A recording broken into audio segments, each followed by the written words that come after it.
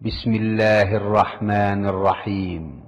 পরম করুণাময় ও অসীম দয়ালু আল্লাহর নামে শুরু।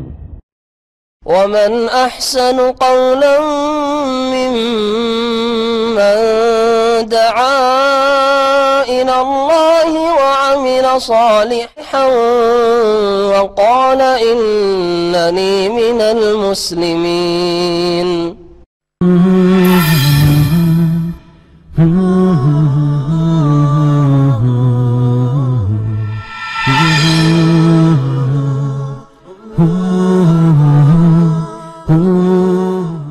السلام عليكم ورحمة الله وبركاته.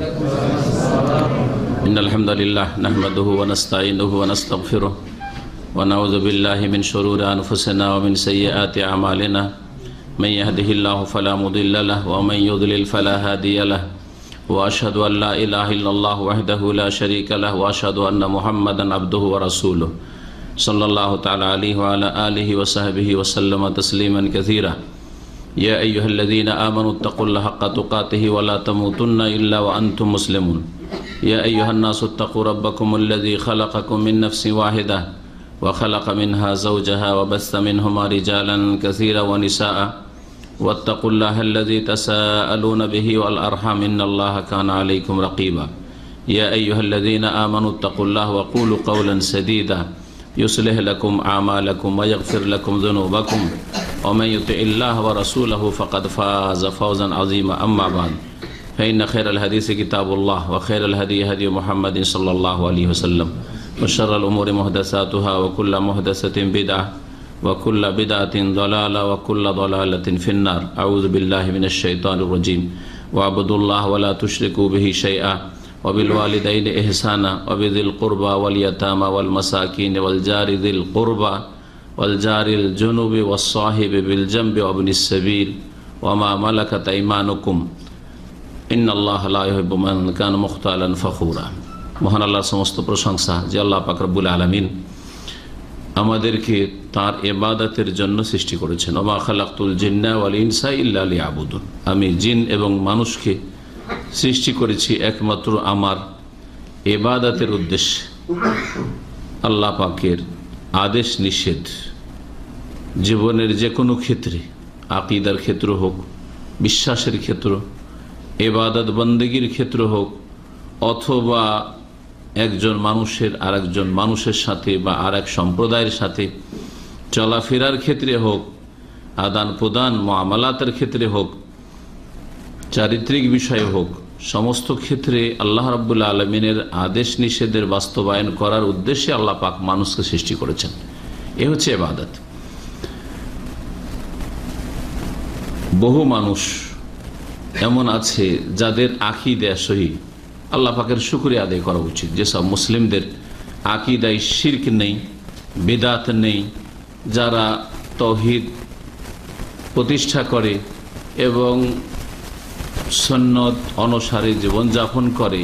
এটা আল্লাহ পাকের বড় নিয়ামত। কারণ যার আকীদাই গলত আছে সেই ব্যক্তি হয়তো তার ভুল ইবাদত দিয়ে, যদি ইবাদতের পরিমাণ বেশিও হয় এবং ভালো আচার আচরণ দিয়ে নাজাত পাবে না। এটি হচ্ছে প্রথম বিষয় যেটা গুরুত্ব দিতে হবে। কারণ আকীদার স্থান হচ্ছে মানুষের হৃদয়, মানুষের মস্তিষ্ক, মগজ। যদি মস্তিষ্কে যদি ভুল থাকে, কলবে হৃদয়ে যদি ভুল ভরা থাকে, তাহলে অঙ্গ প্রত্যঙ্গকে চালাই মানুষের হৃদয়, অঙ্গ প্রত্যঙ্গকে চালাই মানুষের হৃদয়, কলব। এই জন্য প্রিয় নবী মুহাম্মদুর রাসূলুল্লাহ সাল্লাল্লাহু আলাইহি ওয়াসাল্লাম বলেছেন, আলা ইন্না ফিল জাসাদে মুদগাহ, শোনো মানুষের শরীরে একটি গোশতের টুকরো আছে, এজা সালোহাত, সেটা যদি ঠিক হয়, সালোহাল জাসাদু কুল্লুহু, তাহলে পুরো শরীরটা, তার দেহটা ঠিক থাকবে। মানে দেহের যতগুলি অঙ্গ প্রত্যঙ্গ আছে মাথা থেকে পা পর্যন্ত সব ঠিক থাকবে। ওয়াইজা ফাসাদাত, আর সেটা যদি খারাপ হয়ে যায়, সেটা যদি নষ্ট হয়ে যায়, সেটা যদি সরে যায়, পচে যায়, সেই গোস্তটি একটা ছোট গোস্ত আছে বলছেন নবী করিম সাল্লাল্লাহু আলাইহি ওয়াসাল্লাম, তাহলে ফাসাদাল জাসাদু কুল্লু, গোটা শরীরে যত অঙ্গ প্রত্যঙ্গ আছে সব পচে সরে যাবে, সব নষ্ট হয়ে যাবে, সব বরবাদ হয়ে যাবে।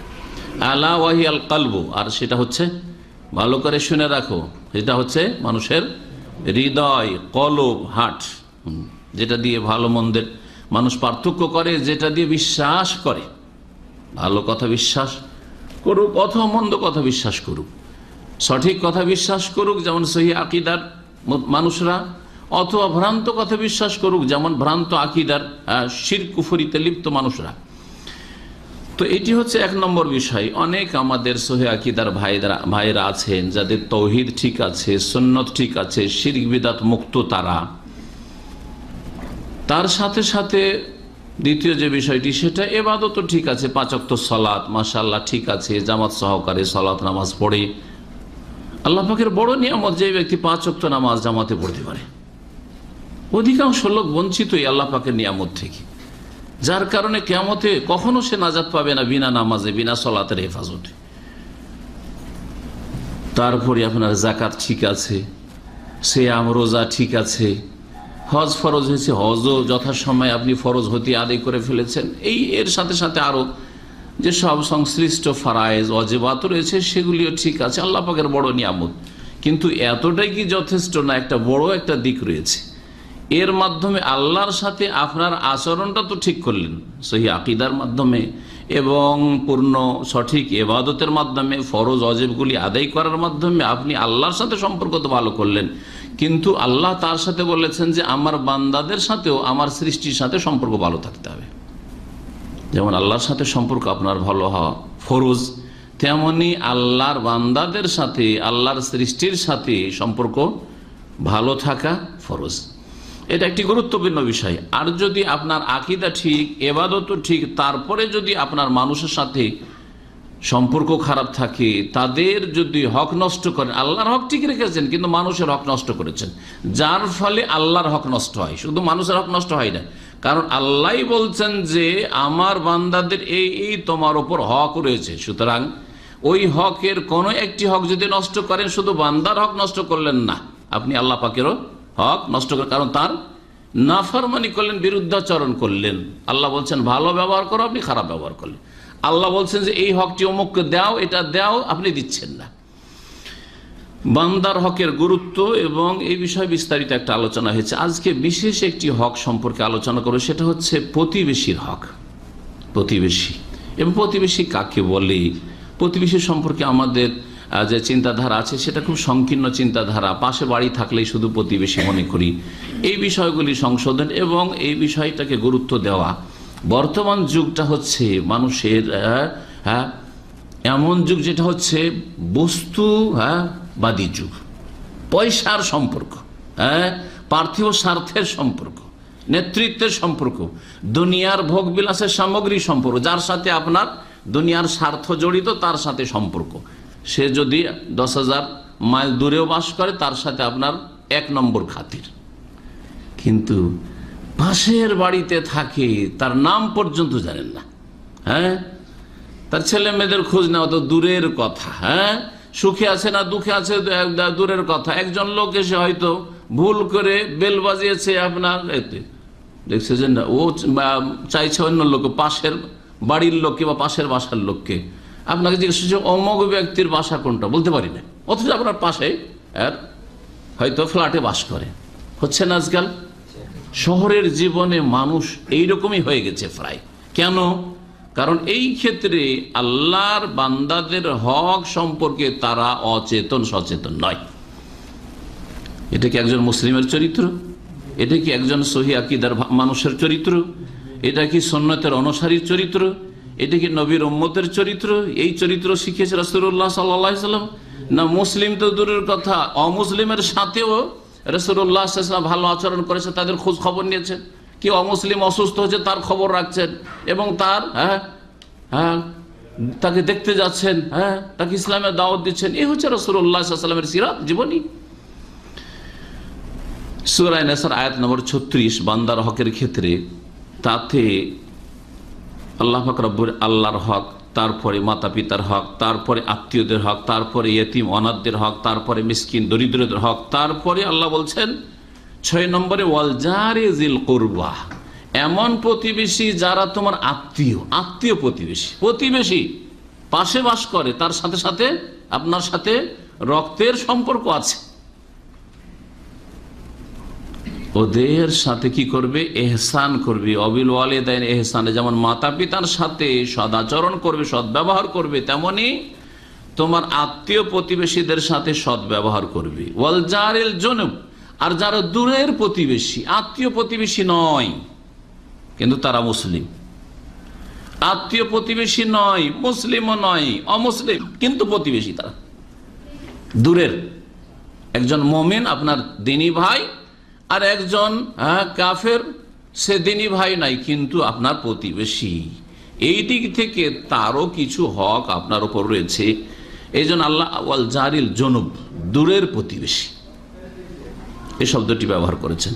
ওয়াসাহিবে বিল জামবে, এবং পাশের সঙ্গী। পাশের সঙ্গী বসার দিক থেকে হোক, ডিউটি করার দিক থেকে হোক, দোকানপাটের দিক থেকে হোক, চলাফেরার দিক থেকে হোক, যে দিক থেকে হোক না কেন, প্রতিদিন দেখা সাক্ষাৎ হয়, অথচ দূরেই থাকি কিন্তু কাজ কাম করে আপনার আশেপাশে, যার ফলে প্রতিদিন দেখা সাক্ষাৎ হয়। এরা হচ্ছে ওয়াসাহিব, সঙ্গী আপনার, বিল জামবে, পাশে বসবাসের কারণে অথবা পাশে কাজকর্ম করার কারণে। জি, এইভাবে আল্লাহ রাব্বুল আলামিন প্রতিবেশীদের হকের কথা উল্লেখ করেছেন। বাকি পুরো আয়াতের তফসির করলাম না, কারণ বারবার এর তফসির আমাদের বিভিন্ন আলোচনায় এসছে। আমাদের আজকের যে বিষয়টি সেটি হচ্ছে প্রতিবেশীর হকের গুরুত্ব এবং প্রতিবেশীর কি কি হক রয়েছে এগুলি স্মরণ করিয়ে দেওয়া। কারণ অনেকে হয়তো জানেন না যে এগুলিও আমার প্রতিবেশীর আমার উপর পাওনা রয়েছে, প্রাপ্য রয়েছে, অধিকার, তার ন্যায্য হক, এটা সে পাবে আমার কাছ থেকে। এই চেতনা নেই। মনে করে যে আমি এহসান করলাম, ওর সাথে একটা ভালো ব্যবহার করলাম, ওকে কিছু দিলাম, ওর খোঁজ খবর নিলাম, মনে হচ্ছে যে আমি তার ওপর অবদান রাখলাম, এহসান রাখলাম। না, সেটা তার পাওনা, এবং ওর কাছে আপনার পাওনাও আছে। এটাকে পাওনা মনে করতে হবে, এবং এটা ফরজ বিষয়। এই নয় যে মুস্তাহাব কাজ, সুন্নাত কাজ, না, ফরজ, আল্লাহ পাকের নির্দেশ। কি কি হক যাদের জানা নেই তারা জানবে, এবং যাদের জানা আছে কিন্তু গাফিলতিতে জীবনটা চলে যাচ্ছে তারা সজাগ হবে। যারা আমলে ত্রুটি জানে যথেষ্ট, আমাদের মধ্যে মেলা লোক আছে, এলেম আছে কিন্তু আমলে ত্রুটি, সুতরাং আমলের ক্ষেত্রে অগ্রগতি হবে তার। ওয়াযাক্কির ফাইন্না যিকরা তানফাউল মুমিনিন, আল্লাহ বলছেন মানুষকে স্মরণ করিয়ে দাও। স্মরণ করালে মুমিনদের লাভ হয়, যারা মুমিন হবে সে লাভবান হবে, গাফিল থাকলে সচেতন হবে। আর যদি ওই আমলের ক্ষেত্রে ত্রুটি থাকে, আল্লাহর ভয় একটু কম থাকে, তাহলে আল্লাহর ভয় তার অন্তরে হবে। ফাইন্না যিকরা তানফাউল মুমিনিন। ইসলামে প্রতিবেশীর হককে এত বড় করে দেখানো হয়েছে যে এই মর্মে এত হাদিস রয়েছে, এই আয়াত ছাড়া হাদিস রয়েছে, আপনি পড়লে আশ্চর্য হয়ে যাবেন যে রাসূলুল্লাহ সাল্লাল্লাহু আলাইহি ওয়াসাল্লাম প্রতিবেশী সম্পর্কে কত তাগিদ করেছেন। এবং রাসূলুল্লাহ সাল্লাল্লাহু আলাইহি ওয়াসাল্লাম যেমন তাগিদ করেছেন, ফেরেশতাদের মধ্যে সবচেয়ে শ্রেষ্ঠ ফেরেশতা জিবরাইল আলাইহিস সালাম, তিনি বারবার রাসূলুল্লাহ সাল্লাল্লাহু আলাইহি ওয়াসাল্লামের কাছে প্রায় সময় আসতেন ওহী নিয়ে, আর আল্লাহর পক্ষ থেকে তাগিদ করতেন কাকে? সবচেয়ে ভালো মানুষ যিনি, তাকে, রাসূলুল্লাহ সাল্লাল্লাহু আলাইহি ওয়াসাল্লাম, কি প্রতিবেশী সম্পর্কে, পাশের লোক সম্পর্কে। এই মর্মে একটি প্রসিদ্ধ হাদিস রয়েছে সহিহ বুখারী, মুসলিম আর অন্যান্য হাদিসের কিতাবাদিতে। মা যালা জিবরিল ইউসিনি বিল জার, রাসূলুল্লাহ বলছেন যে সব সময় জিবরাইল আলাইহিস সালাম আমাকে সে প্রতিবেশী সম্পর্কে ওসিয়ত করতেন, উপদেশ দিতেন, স্মরণ করাতেন। এত বেশি যখন আসতেন বলতেন প্রতিবেশীর খেয়াল রাখবেন কিন্তু, প্রতিবেশীর খেয়াল রাখবেন কিন্তু, এবং আপনার উম্মতকে প্রতিবেশী সম্পর্কে সজাগ করবেন কিন্তু। যে ইউসিনি বিল জার, আমাকে সবসময় উপদেশ দিতেন জিবরাইল আলাইহিস সালাম, যিনি ওহী নিয়ে আসছেন আল্লাহর পক্ষ থেকে। রাসূলুল্লাহ সাল্লাল্লাহু আলাইহি ওয়াসাল্লাম বলছেন হাত্তা জানান্তু, আমার এই রকমের বিশ্বাস হয়ে গেল যে মনে হচ্ছে আন্নাহু সায়ুয়াররিসুহু, যে জিবরাইল আলাইহিস সালাম কখন আল্লাহর পক্ষ থেকে ওহী নিয়ে এসে বলবে যে তোমার প্রতিবেশী তোমার জমিতে ভাগ পাবে, তোমার ভিটে মাটিতে ভাগ পাবে, তোমার ব্যাংক ব্যালেন্সে ভাগ পাবে, তোমার ধন সম্পদে ভাগ পাবে। কখন হয়তো ওয়ারিস বানিয়ে দিবে ছেলে মেয়েদের মতো, আর বাপ ভাই আত্মীয় স্বজনদের মতো। হাত্তা জানান্তু আন্নাহু সায়ুয়াররিসু, কত গুরুত্বপূর্ণ কথা। এই হচ্ছে ইসলামে প্রতিবেশীর মর্যাদা। নবী করিম সাল্লাল্লাহু আলাইহি ওয়াসাল্লামের সহিহ বুখারীতে আরো হাদিস রয়েছে, ওমান কানা ইউমিনু বিল্লাহি ওয়াল ইয়াউমিল আখির ফালইউকরিম জারাহু। কয়েকটি বিষয় তাতে উল্লেখ করা হয়েছে, অতিথির কথা। আর অতিথি মানে আমাদের দেশের অতিথি কারা? যার সাথে রক্তের সম্পর্ক, নাহলে বৈবাহিক সম্পর্ক। আর বৈবাহিক সম্পর্ক থাকলে আরো বেশি মজবুত, কারণ নিজের রক্তের চাচাতো ভাই, মামাতো ভাই, খালাতো ভাইকে কোনোদিন খাওয়াই দেয়, হ্যাঁ, বা নিজের ভাইকে বোনকে অনেকে খাওয়াই দেয়, কারণ স্ত্রীর নেতৃত্ব চলছে। অধিকাংশ লোকের বাড়িতে কার নেতৃত্ব চলছে? স্ত্রীর নেতৃত্ব চলছে। হ্যাঁ, আপনি ভালো করে খোঁজ নিয়ে দেখবেন খাওয়া দাওয়ার ক্ষেত্রে কাকে খাওয়াইতে হবে, কাকে খাওয়াইতে হবে না, কাকে পার্টিতে রাখতে হবে, কাকে ডাকতে হবে, নেতৃত্ব কার চলছে? স্ত্রী। স্ত্রী যদি বলে হ্যাঁ ঠিক আছে ওকে ডাকো, তো ডাকো, না না ওকে ডাকতে হবে না, চুপ হয়ে গেল সব। এইরকম হচ্ছে আজকালকার মুসলিমরা। তো নবী করিম সাল্লাল্লাহু আলাইহি ওয়াসাল্লাম এই হাদিসটিতে কয়েকটি কথা, তার মধ্যে একটি অতিথির কথা। অতিথি ইসলামী শরিয়াতে অতিথির সংজ্ঞা, যে কোনো মানুষ বাইরে থেকে এসেছে, তার থাকার জায়গায় নেই, থাকার জায়গায় দিতে হবে, খাওয়ার ব্যবস্থা যদি আশঙ্কা না থাকে। আজকাল চোর ডাকাত এসে বাড়িতে থাকতে চায়, তো যদি এরকম আশঙ্কা থাকে তাহলে আপনি বাইরে রাখবেন, কিন্তু খাওয়া দাওয়া দেবেন। মসজিদে একজন অপরিচিত ব্যক্তি, তার কোনো আত্মীয় নাই, স্বজন নাই, কেউ তার খোঁজ খবর না, মানে আপনার গ্রামের ওপর ফার্জে কিফায়া, যদি কেউ তার আতিথ্য না করে সকলেই গুনাহগার। যেমন কারো জানাজা যদি না পড়ায় তাহলে গ্রামবাসী সকলেই গুনাহগার। আজান যদি গ্রামে না দেওয়া হয় তাহলে সকলেই গুনাহগার, ফার্জে কিফায়া। ঠিক তেমনি গ্রামে মেহমান এসছে মসজিদে, আর সবাই নামাজ পড়ে টান দিয়ে চলে গেল, কেউ জিজ্ঞাসাও করলো না। জি হ্যাঁ, এই হচ্ছে আজকালকার অবস্থা। অতিথির কথা নবী সাল্লাল্লাহু আলাইহি ওয়াসাল্লাম বলেছেন, তার সাথে বলেছেন ওমান কানা ইউমিনু বিল্লাহি ওয়াল ইয়াউমিল আখির ফালইউকরিম জারাহু, যে আল্লাহ এবং পরকালে ঈমান রাখে সে যেন তার প্রতিবেশীকে সম্মান করে। সম্মান করা কথাটি কত যে ব্যাপক, আপনি নিজের সম্মানের কথা যখন চিন্তা করবেন তখন বুঝতে পারবেন, তাই না? আপনার পাশে যারা কাজকর্ম করে, কে আপনাকে শ্রদ্ধা সম্মানের নজরে দেখে, কে সম্মানজনক কথা বলে, আর কি আপনাকে অপমান করার চেষ্টা করে, কি আপনাকে তুচ্ছ মনে করে, অথবা কি আপনার সাথে ভালো আচরণ করে না, টান দিয়ে চলে গেল, জিজ্ঞাসা করলো না, সালামও দিল না, আপনি বুঝতে পারছেন যে এই লোকটি আমার সাথে ভালো আচরণ করলো না। সবাই বুঝেন কিন্তু এটা। ঠিক তেমনি আপনি আপনার প্রতিবেশীকে সম্মান করবেন। এই সম্মান শব্দটি যতগুলি বিষয়কে সামিল, সবগুলি আপনাকে করতে হবে। এত ব্যাপক কথা সম্মান করা। যেই ব্যক্তি আল্লাহ এবং পরকালে ঈমান রাখে, তার মানে যেই ব্যক্তি প্রতিবেশীকে সম্মান করে না, প্রতিবেশীর মানহানি করে, প্রতিবেশীকে লাঞ্ছিত অপদস্থ করে, প্রতিবেশীকে ঘৃণার নজরে দেখে, প্রতিবেশীর সাথে হিংসা বিদ্বেষ শত্রুতা রাখে, সে আল্লাহ পরকালে ঈমান রাখে না। এটাই না বুঝায়? যদি কারো আল্লাহ এবং পরকালে ঈমান থাকে, আল্লাহর কাছে হাজির হইতে হবে, পরকালে জবাব দিতে হবে, এইসব বিশ্বাস থাকে, ফালইউকরিম জারাহু, যেন প্রতিবেশীর সম্মান করে। সহিহ মুসলিম রয়েছে ফালইউহসিন ইলা জারিহি, যে আল্লাহ পরকালে ঈমান রাখে সে যেন প্রতিবেশীর সাথে ভালো আচরণ করে।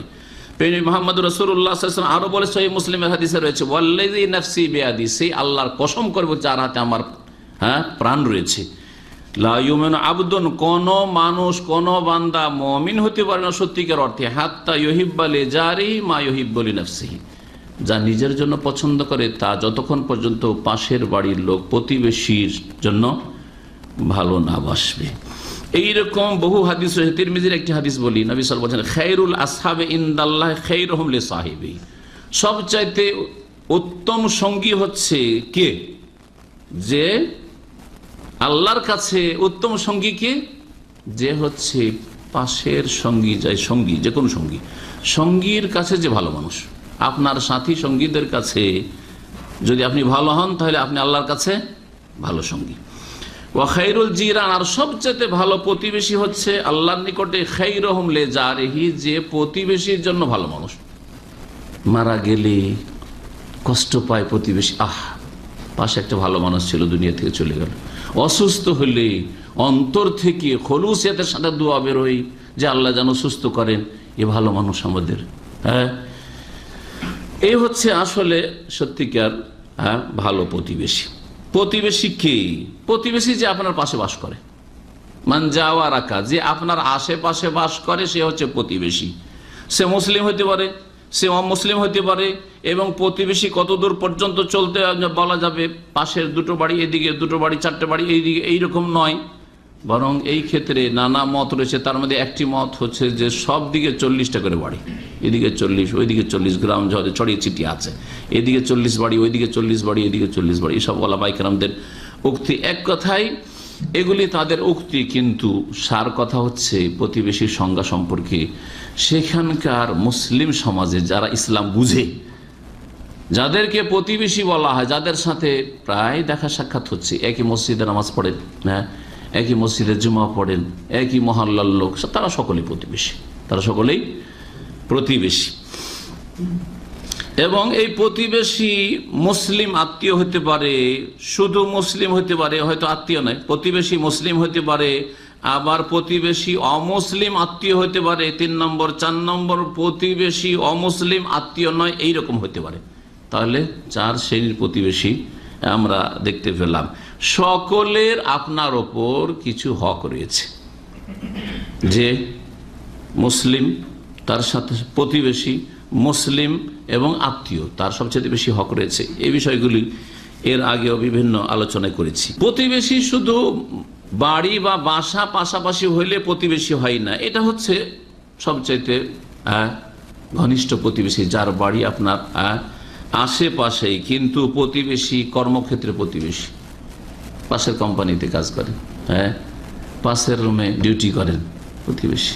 জি, পাশের রুমের লোকেরা, পাশের কোম্পানির লোকেরা যদি প্রতিবেশী হয়, তাহলে একই অফিসে যদি কয়েকজন ডিউটি করেন, কত কাছের প্রতিবেশী তাহলে। হ্যাঁ, এইরকমই হাট বাজারের ক্ষেত্রে, বাজারে দোকানপাট আছে, হ্যাঁ, দোকানপাট, আপনার দোকান, আপনার পাশের দোকান, এরা প্রতিবেশী আপনার, শুধু বসবাসের ক্ষেত্রে নাই। এইরকমই চাষাবাদ করেন, জমি, পাশের জমিওয়ালা, হ্যাঁ, আশেপাশে একই মাঠের জমি, সব আশেপাশে ওদের জমি, তাহলে ওরাও প্রতিবেশী। এইরকমই শিক্ষাঙ্গনে, হ্যাঁ, যারা শিক্ষক, এক শিক্ষক আর এক শিক্ষকের প্রতিবেশী, প্রায় দিনে দেখা সাক্ষাৎ তাদের হয়। তারপরে এক ছাত্র আর এক ছাত্রের প্রতিবেশী, একই স্কুলের ছাত্র, হ্যাঁ, একই ক্লাসের ছাত্র, জি, এরা হচ্ছে প্রতিবেশী। এইরকম বিভিন্ন রকমের প্রতিবেশী রয়েছে, এরা সকলেই প্রতিবেশী, তাদের বেশ কিছু হক রয়েছে। সংক্ষেপে সে হকগুলি বলছি।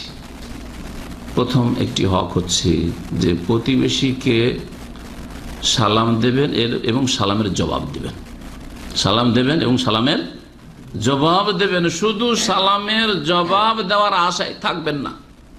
আর আজকাল অধিকাংশ লোক মানে কি করে, নামাজি লোক, হ্যাঁ, দাড়িওয়ালা লোক দেখা যায়, শুধু চাই যে না আমাকে সালাম দিক, সালাম দিলে জবাব দেব না। আপনি কি ভালো মানুষ? তাহলে নবী মুহাম্মদ রাসূলুল্লাহ সাল্লাল্লাহু আলাইহি ওয়াসাল্লাম বলছেন, খায়রুহুম আল্লাযী ইয়াবদাউ বিসসালাম, দুইজনের সবচেয়ে ভালো জনকে বলছে যেই ব্যক্তি প্রথম সালাম দেয়, সালাম শুরু করে। আর আপনি যদি সালাম দিতে পারেন তাহলে নাম্বার 1, আপনি আল্লাহর কাছে সবচেয়ে ভালো মানুষ। আর সালামের জবাব দেন তাহলে 2 নম্বরে ভালো মানুষ। সবসময় সালামের জবাব দেওয়ার এতে থাকবেন না। অনেকে মনে করেন আমার বয়স বেশি, আমার এলেম বেশি, হ্যাঁ, আমার লেভেল আছে, সেজন্য আমি সালাম নেব। শুধু না, সালাম মাঝে মাঝে নিতে হবে, দিতেও হবে। যারা শুধু সালাম কেউ দিক তাহলে জবাব দিব এই আশায় থাকি, তারা স্বীকার করুক আর না করুক, তাদের অন্তর অহংকার আছে। ভালো করে শুনে রাখেন এই কথাটি। যারা শুধু সালাম দিলে জবাব দেব আর না হইলে দেব না, এদের অন্তরে অহংকার আছে। সত্যি, আপনি ভালো করে পরীক্ষা করে দেখবেন। এই জন্য নবী করিম সাল্লাল্লাহু আলাইহি ওয়াসাল্লাম একটি হাদিস রয়েছে, আল বাদিউ বিসসালাম বারিউম মিনাল কিবর, যেই ব্যক্তি প্রথম সালাম দিয়ে দেয় সে অহংকার মুক্ত হয়ে যায়। বাস্তব সত্য কথা। যতই অহংকার থাক, অনেক সময় মানুষের পয়সা হইলে অহংকার চলে আসে, বেশি শিক্ষা দীক্ষায় উন্নতি করলে অহংকার আসে, বড় নেতৃত্বে পৌঁছলে অহংকার আসে, বিভিন্ন কারণে অহংকার আসে।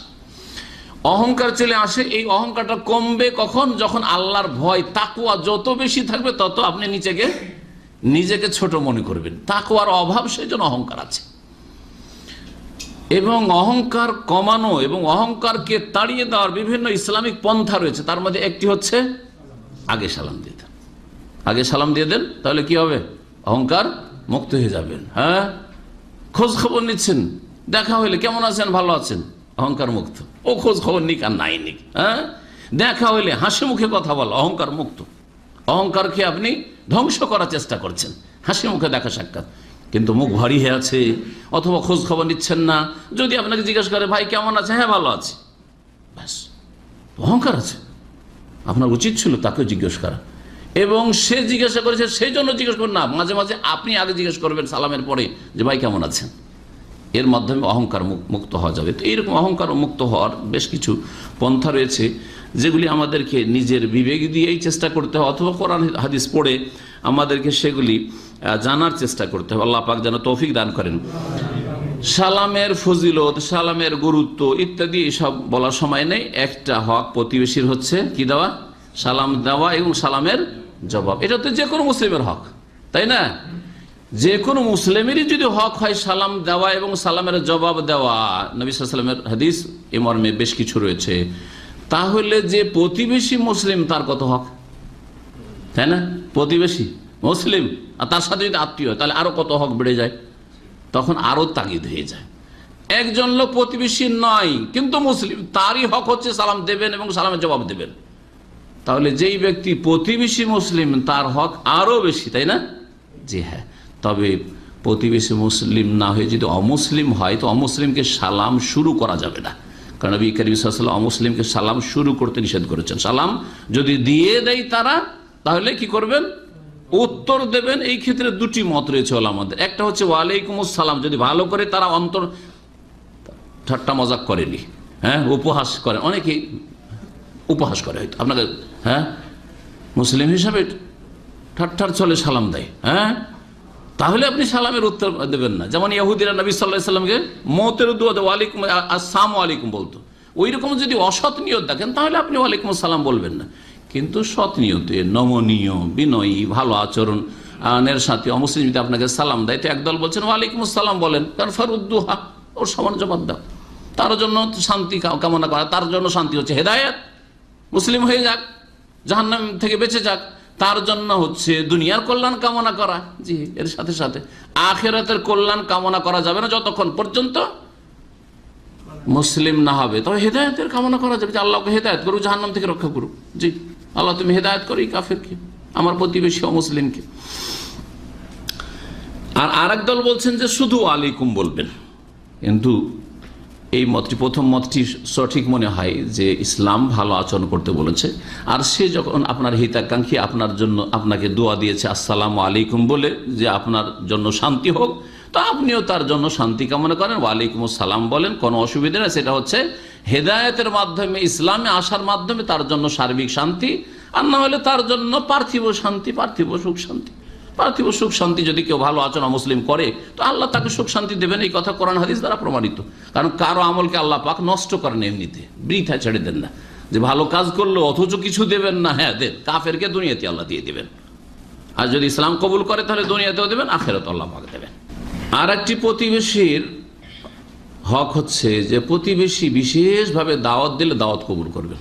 দূরের লোক যদি দাওয়াত না কবুল করেন তো তাতে সম্পর্ক খারাপ হবে না, কিন্তু পাশে বসবাস করে, আশেপাশেই থাকে প্রতিবেশী, আর আপনাকে দাওয়াত দিল, হ্যাঁ, বিবাহ শাদীর দাওয়াত, বিশেষ করে ওয়ালিমার দাওয়াত, এটা গুরুত্বপূর্ণ। অনেকে বলেছেন এটা দাওয়াত কবুল করা ওয়াজিব। তারপরে আকিকার দাওয়াত অথবা কোনো কিছু দিতে আসলে এগুলো যদি না নেই একবারে ফিরিয়ে দেন, সম্পর্ক ছিন্ন হয়ে যাবে। হচ্ছে না? গ্রাম অঞ্চলে ছোট কাল থেকে দেখেছি, কোরবানি গোস্ত দিতে আসলেও রাগ করে নিল না, একেবারে সম্পর্ক খারাপ। যাও ছিল তাও চূর্ণ বিচূর্ণ করে দিল। আকিকার গোস্ত দিতে আসলে নিল না, দাওয়াত দিল, বিবাহর গেল না, হ্যাঁ, এতে সম্পর্ক খারাপ হয়ে যায়। দূরের লোকের দাওয়াত না কবুল করলেও এমন পরিস্থিতি হয় না, কিন্তু পাশের লোকের সাথে সম্পর্ক খারাপ হয়ে গেলে নিজেরও অশান্তি, তারও অশান্তি এবং শত্রুতা বাড়বে।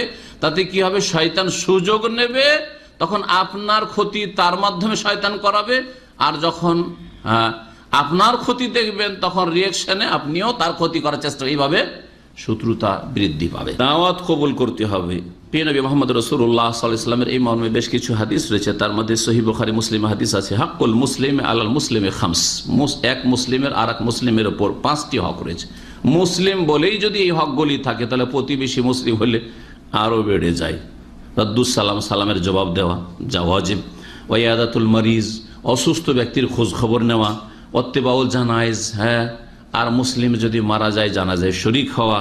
ইজাবাতুদ দাওয়াত, দাওয়াত কবুল করার, বিশেষ করে যদি বিবাহ শাদী ওলিমার দাওয়াত হয় আর সেখানে কোনো পাপ না হয়, হারাম কাজ না, গান বাজনা না হয়, অথবা মহিলা পুরুষ একাকার না হয়। যদি হারাম হয় তাহলে হয় তাদের সংশোধন করবেন যদি আপনার দ্বারা সংশোধন হয়, আর না হলে সেসব হারাম মজলিস বর্জন করবেন।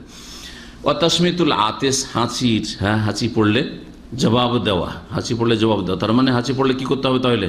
আলহামদুলিল্লাহ বলতে হবে, তখন আপনি ইয়ারহামুকাল্লাহ বলবেন। এইরকমই নবী করিম সাল্লাল্লাহু আলাইহি ওয়াসাল্লাম থেকে আরেকটা হাদিস রয়েছে সহিহ মুসলিমে, তাদের 6টি হকের কথা বলা হয়েছে।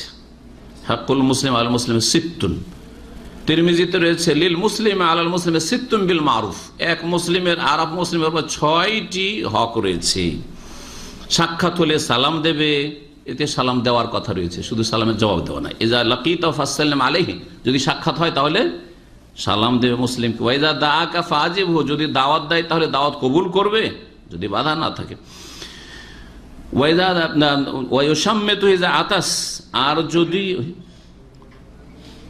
হাঁচি পড়ে তাহলে হাঁচির জবাব দে। ওয়াইজাস্তানসাহাকা ফানসাহলাহু, সেই মুসলিম আছে যদি তোমার কাছে উপদেশ চায়, যে আমাকে একটু উপদেশ দেন বা আমাকে একটা পরামর্শ দেন ইত্যাদি, তাহলে আপনি সৎ পরামর্শ দেবেন, হিতাকাঙ্ক্ষী হবেন। হিতাকাঙ্ক্ষী হওয়া জরুরি, প্রত্যেকের হিতাকাঙ্ক্ষী হইতে হবে। বিশেষভাবে যদি সে যদি আপনার কাছ থেকে কোনো নসিহত চায়, উপদেশ চায়, তাহলে খালেস অন্তরে তার যাতে কল্যাণ আছে এইরকম উপদেশ দেবেন। ওয়াইদা মারিদা ফাউদহু, আর যদি অসুস্থ হয় তাহলে তার খোঁজ খবর নেবে। ওয়াইদা মা, তার মারা গেলে তার জানাজার অনুসরণ করবে। আর একটি তিরমিজিতে অতিরিক্ত রয়েছে ওয়ায়ুহিব্বু লাহু মা ইউহিব্বু লিনাফসিহি, নিজের জন্য যেটা ভালোবাসেন সেটা অন্য মুসলিমের জন্য ভালোবাসবেন। তাই যদি হয় তাহলে যে প্রতিবেশী মুসলিম তার জন্য ওই রকমই, এর চাইতে গুরুত্ব যে আপনি নিজের জন্য যেটা ভালোবাসেন সেটা তাদের জন্য ভালোবাসেন। নিজের বাড়ি, নিজের রাস্তাঘাট অপরিষ্কার হয়ে থাক, বা আপনাকে কেউ কষ্ট দিক, এটা কি কেউ চায়? কেউ চায় কি? কেউ চাইবেন না। তাহলে আপনি প্রতিবেশীকে কেন কষ্ট দেবেন?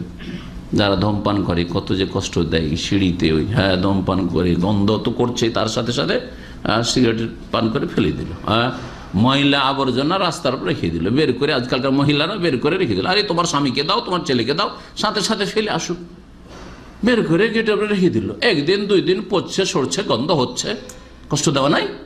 এটা আপনি কি ভালোবাসেন যে আপনার বাড়িতে গন্ধ হোক? কেন কষ্ট দেবেন আপনি? ইত্যাদি। এইরকমই আপনি গাড়ি পার্কিং, আজকাল গাড়িওয়ালাদের ক্ষেত্রে, গাড়ি পার্কিং এর ক্ষেত্রে এক প্রতিবেশী আর এক প্রতিবেশীর ওপরে যে কি যে জুলুম অত্যাচার করে, এই দামামের ঘটনা আজকে থেকে 10-12 বছর আগে। কিছু তখন রাস্তায় বাড়ির সামনে কিছু গাছ ছিল, ছায়াওয়ালা গাছ ছিল, এক মহল্লাতে ছায়ার নিচে গাড়ি দাঁড় করবে নিয়ে প্রতিবেশীর সাথে ঝগড়াতে একবারে মারামারি হয়ে গেল। তারপর থেকে এখানকার মিউনিসিপ্যালিটি গাছগুলিকে সবগুলিকে কেটে ফেলে দিল। পরে রহস্য জানতে পারে, আমার বাসার সামনেও গাছ ছিল, তাহলে এই গাছ সব কেটে কেন ফেললো? এরা কি পাগল নাকি? দুনিয়াওয়ালারা গাছ চায় আর এরা গাছগুলিকে কেটে কেন ফেলে দিল?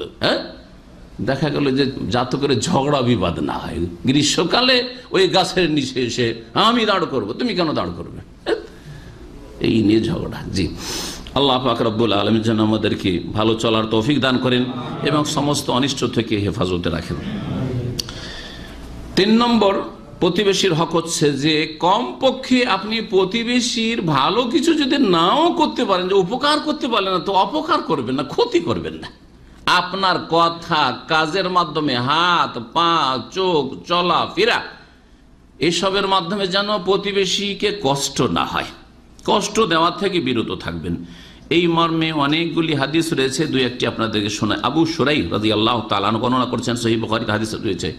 নবী করিম সাল্লাল্লাহু আলাইহি ওয়াসাল্লাম বলছেন, ওয়াল্লাহি লা ইউমিনু, আল্লাহর শপথ করে বলছি মুমিন হতে পারবে না, আল্লাহর শপথ করে বলছি মুমিন হতে পারবে। ওয়াল্লাহি লা ইউমিনু, 3 বার করে বলছেন, 3 বার করে বলছেন মুমিন হতে পারবে না। কিলা ওমান ইয়া রাসূলুল্লাহ, সাহাবীরা বললেন যে কে মুমিন মুসলিম হতে পারবে না বলছেন আপনি? অথচ মুসলিম তারা, কেউ জন্মসূত্রে মুসলিম, যারা সাহাবীর ঘরে জন্ম নিয়েছে নবী সাল্লাল্লাহু আলাইহি ওয়াসাল্লামের জামানায়, আর না হলে ইসলাম কবুল করেছে, মুসলিম হয়েছে, তার বলছে আল্লাহে, আল্লাহর কসম করেছে মুমিন হইতে পারবে না, মুসলিম হইতে পারবে না। কে? নবী কারীম সাল্লাল্লাহু আলাইহি ওয়াসাল্লাম বলছেন, আল্লাযী লা ইয়ামানু জারুহু বাওয়াইকাহু, যেই ব্যক্তির অনিষ্ট থেকে, কষ্ট দেওয়া থেকে তার প্রতিবেশী নিরাপদ নয়। আপনার প্রতিবেশী যদি আপনার থেকে নিরাপদ না থাকে, মানসিক টেনশন, এই প্রতিবেশীর পাশে বাস করা মানসিক টেনশন, শারীরিক দিক থেকে কষ্ট পায়, কথার দ্বারা কষ্ট পায়, কাজের দ্বারা কষ্ট পায়, চলাফেরার দ্বারা কষ্ট পায়, তাহলে আপনি মুমিন হতে পারেননি। নবী করিম সাল্লাল্লাহু আলাইহি ওয়াসাল্লাম বলছেন। মুসনাদ আহমদে আরো হাদিস রয়েছে, লা ইয়াদখুলুল জান্নাতা, আগেটি তো ছিল যে মুমিন হইতে পারবেন, আর মুমিন না হলে কি করে জান্নাতে যাবে, তাই না? মুসনাদ আহমদে রয়েছে, লা ইয়াদখুলুল জান্নাতা মান লা ইয়ামানু জারুহু বাওয়াইকাহু, ওই ব্যক্তি জান্নাতে যাবে না যার প্রতিবেশী তার অনিষ্ট থেকে নিরাপদ নয়। প্রতিবেশী যদি আপনার থেকে নিরাপদ না হয়, মানে আপনার থেকে চিন্তা নেই, এই প্রতিবেশী আমাকে কষ্ট দেবে না, আমার স্ত্রী কষ্ট দিবেন না, আমার ছেলে মেয়েকে কষ্ট দেবে না, একে নিয়ে কোনো চিন্তা নেই, টেনশন নেই, যদি সফরেও চলে যাই আর সে খারাপ দৃষ্টিতে আমার ছেলে মেয়েদের দিকে দেখবে অথবা আমার পরিবারের দিকে দেখবে, এই রকমের আশঙ্কা নেই, তাহলে মুমিন। আর যদি এইরকম আশঙ্কা থাকে, কি জানি সে অসৎ বাস করে এখানে, আর এখানে যদি পরিবারকে রেখে যে বড় ছেলে নেই বা মেয়েগুলো সাবালিকা আছে, এই অবস্থায় রেখে যাব, এইসব যদি চিন্তা হয়, তার মানে এই পাশের এই লোকগুলি জান্নাতি নয়, এদেরকে ভয় লাগছে, এদেরকে বলে ভয় লাগছে। নবী মুহাম্মদ রাসূলুল্লাহ সাল্লাল্লাহু আলাইহি ওয়াসাল্লামের আরেকটি হাদিস হয়েছে মুসনাদ আহমদে, এবং আল্লামা আলবানী রাহিমাহুল্লাহ হাদিসটিকে সহিহ বলেছেন। নবী সাল্লাল্লাহু আলাইহি ওয়াসাল্লামকে একবার বলা হলো যে এক মহিলা তুসাল্লিল লাইলা, রাতে লম্বা তাহাজ্জুদ পড়ে, ওয়া তাসুমুন নাহার, দিনে রোজা রাখে, ওয়া ফি লিসানিহা শাইয়ুন তুজি জিরানহা, অন্য রিওয়ায়াতে রয়েছে তুজি জিরানহা বিলিসানিহা, কিন্তু তার কথার দ্বারা, জবান দ্বারা পাড়া প্রতিবেশীকে কষ্ট দেয়, জবান খারাপ, ভাষা খুব খারাপ। আমাদের দেশের কিছু মহিলা আছে পুরুষের চাইতে বেশি কি লড়াই ঝগড়াতে আগে আগে। আমরা ছোটকালে দেখেছি কিছু মহিলাকে লাঠি ধরাচ্ছে তার স্বামীকে, আর ধাক্কা দিয়ে মারামারির জন্য পাঠাচ্ছে, যাই মারামারি করো। হ্যাঁ, আর কি যে ভাষা, অকথ্য ভাষা, সুবহানাল্লাহ, জবানে নিয়ে আসা যাবে না, এত নোংরা ভাষা ওইসব মহিলাদের। এইসব মহিলাদের ক্ষেত্রে শোনেন, প্রিয় নবী সাল্লাল্লাহু আলাইহি ওয়াসাল্লাম বলছেন, অথচ সে তাহাজ্জুদ করে, 5 ওয়াক্ত শুধু নামাজি নয়, তাহাজ্জুদ পড়া। আমাদের সেই এইসব মহিলাগুলো তো নামাজি নয়, যারা এইসব ঝগড়া করে পাড়া প্রতিবেশীর সাথে, আর তারপরে যাদের ভাষা খারাপ, এগুলো তো অধিকাংশ বেনামাজি, হ্যাঁ, অধিকাংশ বেহায়া, অধিকাংশ চরিত্রহীনা। কিন্তু এই মহিলাকে ছিল, শুধু ফরজ নামাজ পড়তো না, তাহাজ্জুদ পড়তো, শুধু ফরজ রোজা রাখতো না, নফল রোজা রাখতো, সোমবার বৃহস্পতি রোজা রাখতো, কিন্তু তার জবান দ্বারা, কথার দ্বারা, কাজের দ্বারা পাড়া প্রতিবেশীকে কষ্ট দিত। নবী করিম সাল্লাল্লাহু আলাইহি ওয়াসাল্লাম বলেছেন, লা খাইরা ফিহা, এই মহিলার মধ্যে কোনো কল্যাণ নেই, কোনো কল্যাণ নেই, হিয়া ফিন্নার, সে জাহান্নামে যাবে, সে জাহান্নামে যাবে। তারপরে বলেন, লা ইয়াদখুলুল জান্নাতা মান লা ইয়ামানু জারুহু বাওয়াইকাহু, সেই ব্যক্তি জান্নাতে যেতে পারবে না, নারী হোক আর পুরুষ, যার পাড়া প্রতিবেশী তার অনিষ্ট থেকে নিরাপদ নয়। প্রতিবেশীর 4 নম্বর অধিকার হচ্ছে যে প্রতিবেশীর পক্ষ থেকে কষ্ট আসতে পারে। কষ্ট আসা স্বাভাবিক না? কষ্ট আসতে পারে না? আসতে পারে। ভালো মানুষ দ্বারাও আপনার কষ্ট হইতে পারে। অনেক সময় কষ্ট তার দ্বারা আপনার হইল, কিন্তু সে টের পেল না। বাপ ভালো মানুষ, কিন্তু ছেলেগুলি দুষ্ট, আর বা নাবালক ছেলেরা হয় না, মাঝে মধ্যে চিৎকার করছে, হইচই করছে, রাত 12টায় চিৎকার করছে। হয়তো বাপ মা চাই না, বাপ বাইরে কাজকর্ম করে, মা নিষেধ করে, কিন্তু বাচ্চারা দুষ্ট, 5 বছর 7 বছর 10 বছরের বাচ্চারা হইচই করছে, যাতে পাশের লোকের ঘুমে ডিস্টার্ব হচ্ছে, অথবা আরাম বিশ্রামে বা যে কোনো ক্ষেত্রে হোক, বিভিন্ন রকমের কষ্ট এইরকম হয়ে থাকে। অথবা কোনো কিছু ফেলে দেয়, ফেলে না, বল খেলতে গিয়ে অথবা কিছু দিল ফেলে, এইরকম আরো নোংরা কিছু দিল ফেলে, উঠানওয়ালা বাড়িতে ছাদের ওপর থেকে দিল, আপনার উঠানে গরিব মানুষদের উঠানে দিল ফেলে, করে না এগুলো? তো এইরকম কষ্ট করি অনেক সময় অনিচ্ছাকৃত হয়, ইচ্ছাকৃত হয়, আবার অনিচ্ছাকৃত হয়। হয়তো বড়রা করেন না, কিন্তু তাদের ছেলেমেয়ের দ্বারা এইসব কষ্ট হয়ে যায়। অনেক সময় বাপ জানতে পারছে না, মা জানতে পারছে না, কষ্ট হতে পারে। কষ্ট হইলে প্রতিবেশীর একটি হক হচ্ছে যে আপনাকে কিছু বরদাস্ত করতে হবে। পাশাপাশি আমাদের দেশে একটা আঞ্চলিক ভাষায় একটা প্রবাদ আছে, পাশাপাশি যদি লোটা ঘটি থাকে তো একটু ঘটমাট আওয়াজ হবে না? হবে না? কয়েকটা থালা বাসন এক জায়গায় থাকলে আওয়াজ হবে না? হবে না? জি হ্যাঁ। ঠিক তেমনি পাশাপাশি বাস করলে এইরকম কিছু হইতে পারে, ইচ্ছাকৃত হোক অথবা অনিচ্ছাকৃত হোক। যদি এইরকম কষ্ট হয় তাহলে কি করতে হবে? সাথে সাথে অ্যাকশন নিতে হবে, না? বদলা নিতে হবে। অনেকে শুধু আল্লাহ যে প্রতিশোধ নিতে বলেছেন ওইটা দলিল জানে, আর আল্লাহ যে বলছে ইন্নাল্লাহ মাস সাবিরিন ওটা জানে না। আল্লাহ যে বলছেন যে আমি ধৈর্যশীলদের সাথে আছি, হ্যাঁ, যারা ধৈর্য ধারণ করেছে তাদেরকে আজকে কিয়ামতে আমি সবচেয়ে উত্তম ইন্নী জাযাইতুহুম বিমা সাবারু, আজকে ধৈর্যশীলরা আসো তোমাদেরকে উত্তম বদলা দেবো। এইগুলো দলিল ভুলে যায়, ধৈর্যের দলিল ভুলে যায়। কোনটা শুধু মনে থাকে? আল্লাহ বলেছে যে বদলা নিতে পারো, বদলা নিতে পারো না। নবী করিম সাল্লাল্লাহু আলাইহি ওয়াসাল্লাম নিজের ব্যক্তি জীবনের ক্ষেত্রে কখনো বদলা নেননি, পরিবারের ক্ষেত্রে বদলা নেননি। কোন ক্ষেত্রে বদলা নিয়েছেন? দিনের ক্ষেত্রে, আল্লাহর দিনের খাতিরে। আল্লাহর হক নষ্ট করেছে, কেউ চুরি করেছে, তার বাড়িতে নাই, হ্যাঁ, অন্যের বাড়িতে কেস এসেছে, তখন তিনি শাস্তি দিয়েছেন। কেউ ব্যভিচারে লিপ্ত হয়েছে, কেউ খুন করেছে, কিসাসের বাস্তবায়ন করেছেন। কিন্তু নিজেকে নবী সাল্লাল্লাহু আলাইহি ওয়াসাল্লামের দাঁত ভেঙেছে, নবী করিম সাল্লাল্লাহু আলাইহি ওয়াসাল্লামের মাথা আহত করেছে, নবী করিম সাল্লাল্লাহু আলাইহি ওয়াসাল্লামকে কত যে গাল দিয়েছে, এইসব গাল আমরা জীবনেও খাইনি, তাই না? হয়তো খাবেন না এইসব গাল। নবী সাল্লাল্লাহু আলাইহি ওয়াসাল্লামকে যেসব কষ্ট দিয়েছে, তারপরেও তাদেরকে বলেছে ইযহাবু ফাআনতুমুত তুলাকা, হে মক্কাবাসী যাও, তোমাদেরকে সব ছেড়ে দিলাম, যাও ছেড়ে দিলাম, কোনো কিছুই বলবো না, আজকে মাফ করে দিলাম তোমাদেরকে।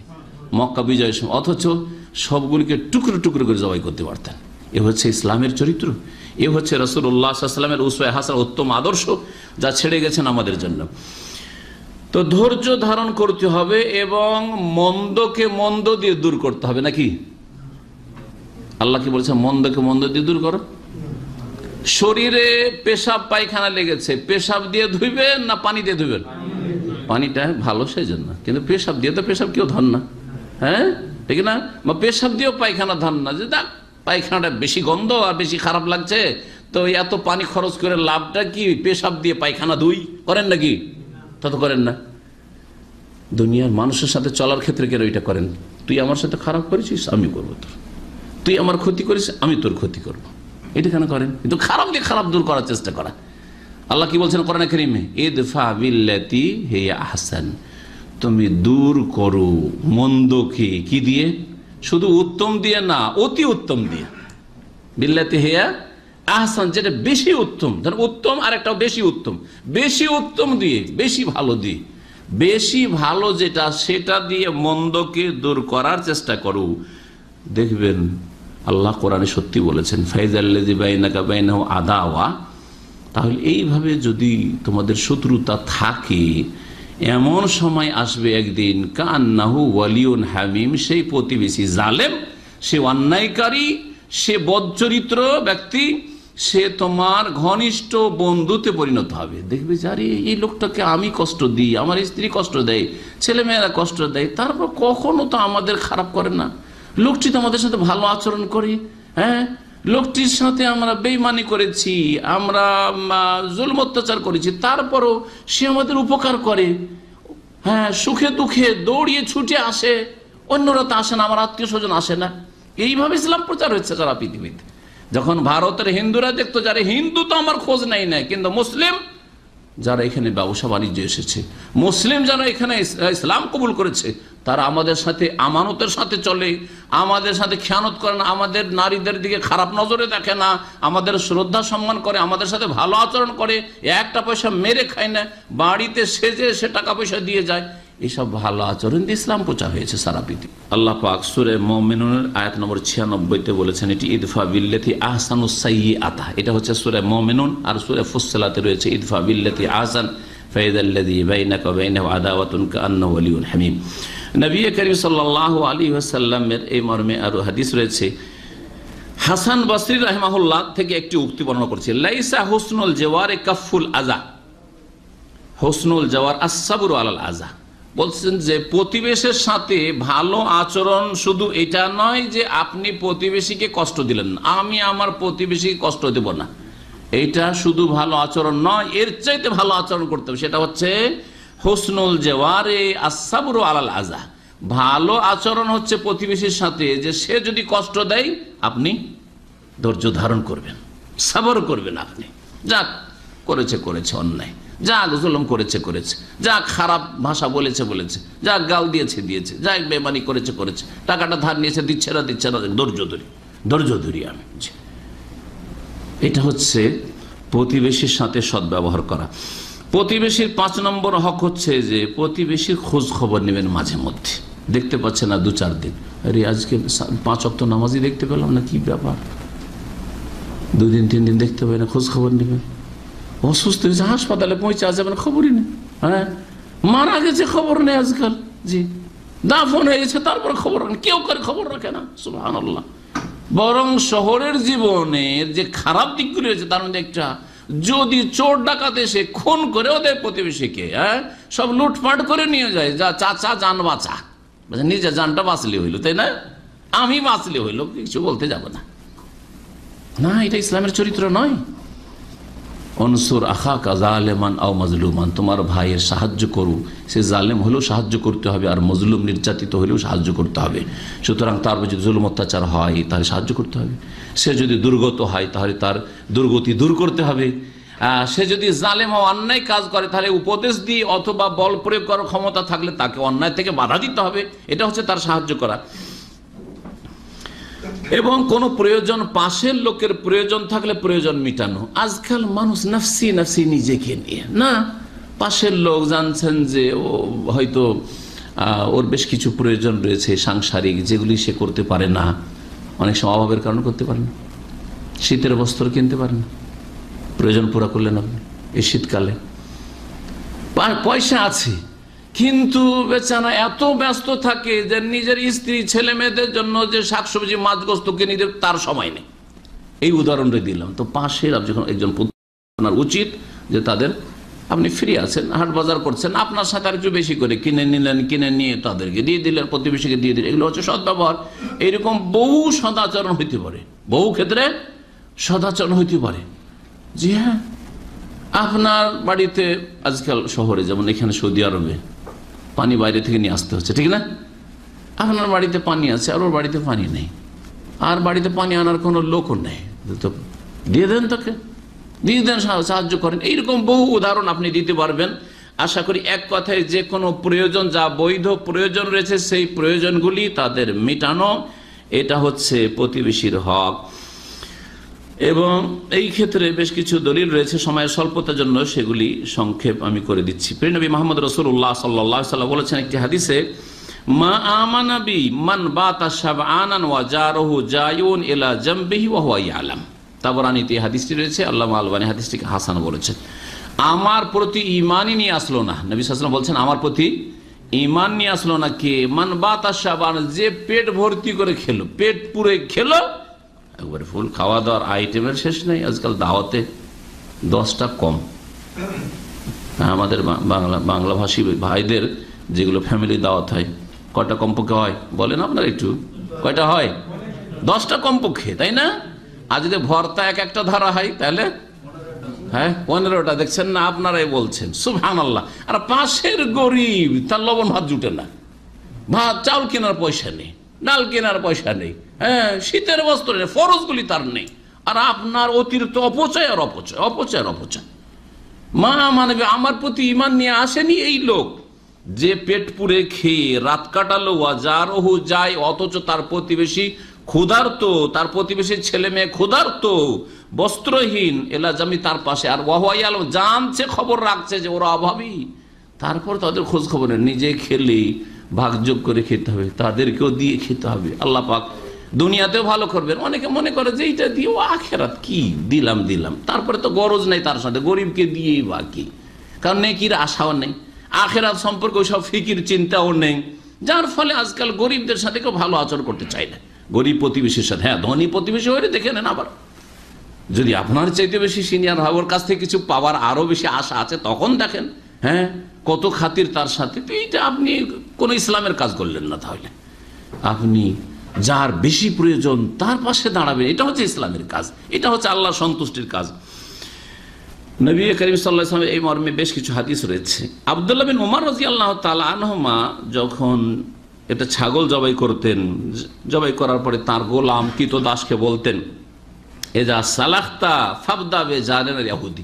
পাশে একটা ইহুদির বাড়ি ছিল, পাশে একটা ইহুদির বাড়ি ছিল। আর আপনাদের জানা আছে, আর জানা না থাকলে আজকে জানেন যে ইসলামের সবচেয়ে বড় শত্রু, আজকে না, নবী সাল্লাল্লাহু আলাইহি ওয়াসাল্লামের জামানাতে সবচেয়ে বড় শত্রু কে? ইহুদি, আর তারপরে মুশরিক।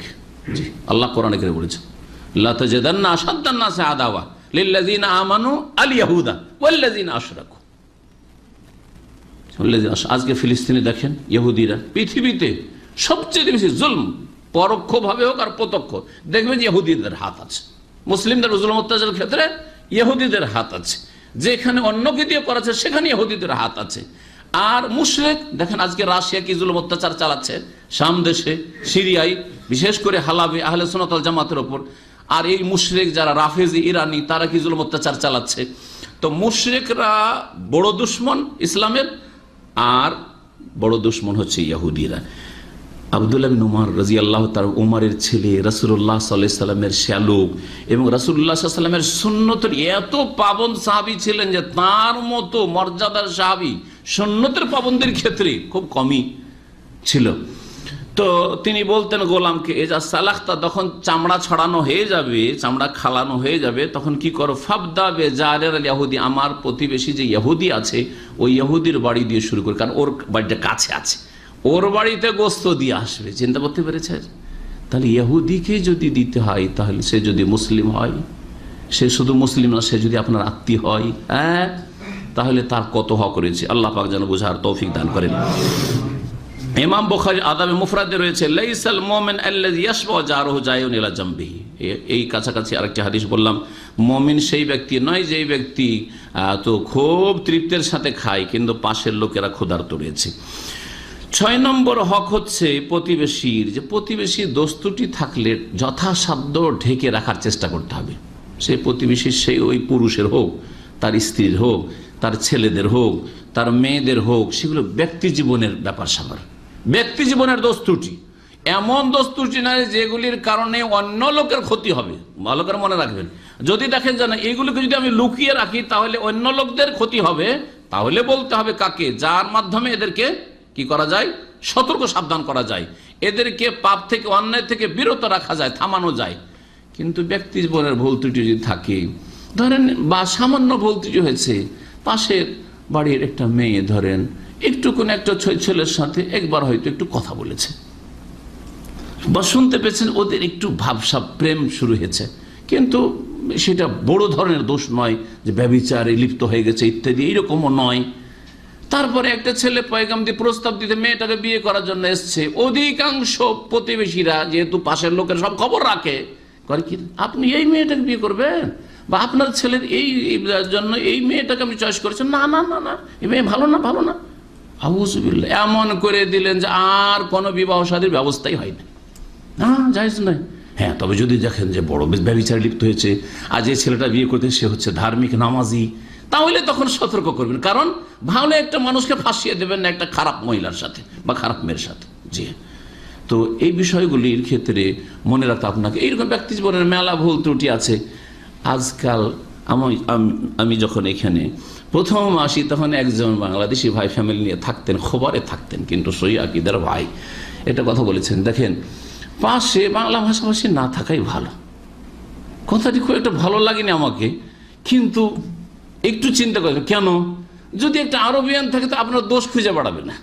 হ্যাঁ, যদি একজন যদি অন্য কোনো ইন্ডোনেশিয়া বা ফিলিপিন্স, আপনার অত দোষ খুঁজে বেড়াবে না, কিন্তু নিজের ভাষাভাষী হইলে আপনার তন্নতন, আপনার স্ত্রীর, আপনার ছেলের, আপনার মেয়ের সব দোষ খুঁজে বেড়াবে।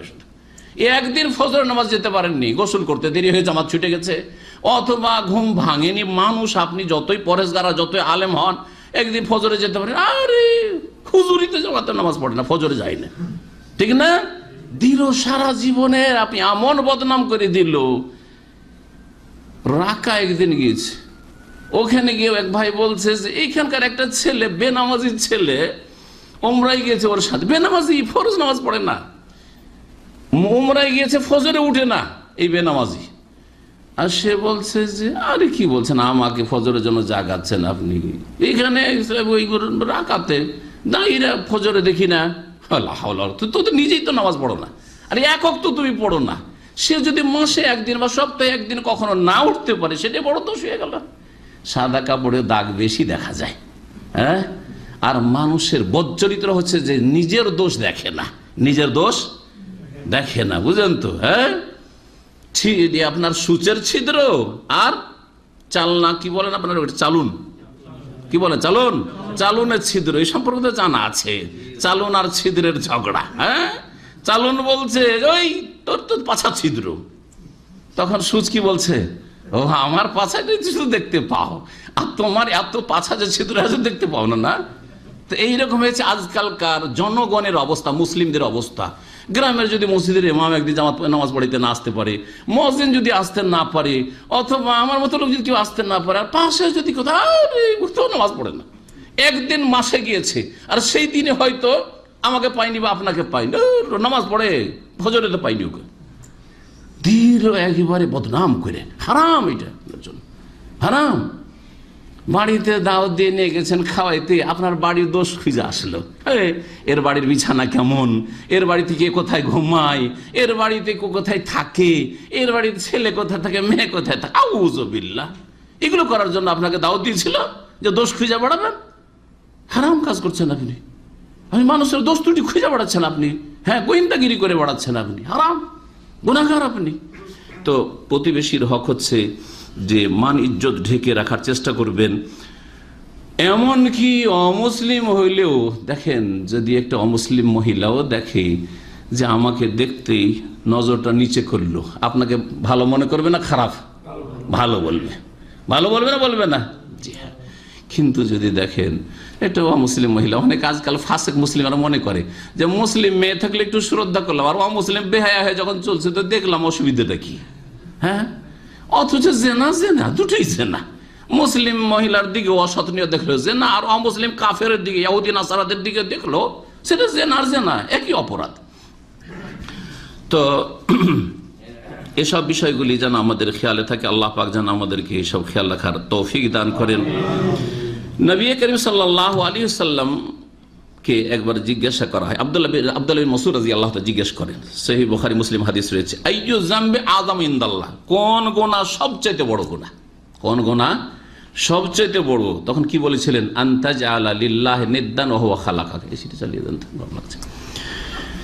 সবচেয়ে বড় গুনাহ, পাপ হচ্ছে যে আল্লাহর সাথে শরীক করা, অথচ আল্লাহ তোমাকে সৃষ্টি করলেন, যিনি সৃষ্টি করলেন তার ইবাদত না করে তার সৃষ্টিকে আল্লাহর সমকক্ষ সমতুল্য করে দেওয়া, শিরক হচ্ছে সবচেয়ে বড় গুনাহ। তারপরে জিজ্ঞেস করেন, তারপরে কোন গুনাহ সবচেয়ে বড় গুনাহ?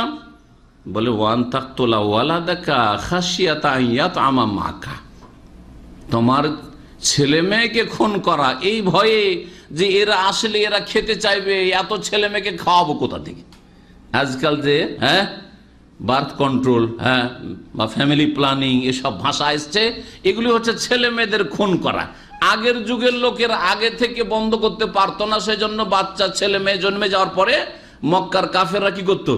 জীবন্ত ছেলে মেয়েকে খুন করতে, বিশেষ করে মেয়ে হইলে যে কাজে কি আসবে, একে বিয়ে দিতে হবে, তারপরে এ লড়াই করতে পারবে না, এ রুজি রোজগার করতে পারবে না, মেয়েকে রেখে কি হবে। আর আজকালকার লোকেরা যেহেতু সায়েন্স টেকনোলজি মেডিকেল উন্নতি করেছে, পেটে আসতেই অ্যাবর্শন করে নষ্ট করে দাও, নাহলে পেটে আসতেই দেবো না, দুটো হয়ে গেছে বা একটা হয়ে গেছে আর নেব না, সুতরাং আর আসতেই দিব না, অপারেশন করে নাও, আর না হইলে স্থায়ীভাবে মানে প্রতিরোধক কোনো ব্যবস্থা নাও, সে ওষুধ বড়ির মাধ্যমে হোক আর যেভাবে হোক না কেন, যারা স্থায়ীভাবে ছেলে মেয়ে নেয় না, এক দুটা তিনটে নেওয়ার পরে তারাও পরোক্ষভাবে ছেলে মেয়েকে খুন করে, মাসুম নিষ্পাপদেরকে, যে তোদেরকে আমি আসতে দেব না, ধাক্কা দিয়ে যেন আল্লাহর কাছে পাঠিয়ে দিয়েছে, তোরা দুনিয়াতে আসবি না, তোরা দুনিয়াতে আসলে তোরা আমি খাওয়াইতে পারবো না, নিজেই রাজ্জাক খেয়ে বসে আছেন।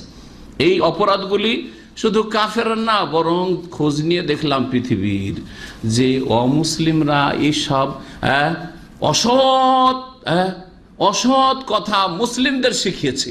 আর মুসলিম দেশে সবচেয়ে বেশি পরিবার পরিকল্পনা হচ্ছে। বাচ্চা দুটো নাও বেশি নিও না, তিনটা নাও বেশি নিও না, এটা মুসলিম দেশে বেশি হচ্ছে, অমুসলিম দেশে নয়।